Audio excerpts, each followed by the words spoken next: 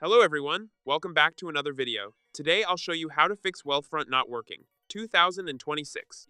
If your Wealthfront account or app is not working, there can be several common reasons. Server issues or outage. Sometimes Wealthfront servers are down or under maintenance, which can temporarily prevent the app or website from working. Internet connection problems.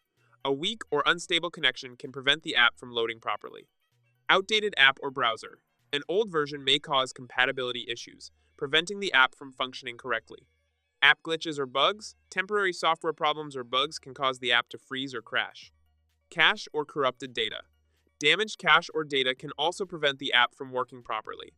Login or authentication issues. Incorrect login details, expired sessions, or MFA problems can block access.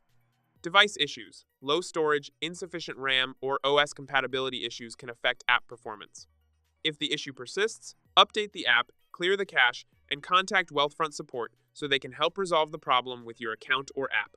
If you found this video helpful, don't forget to like and subscribe. Thanks for watching.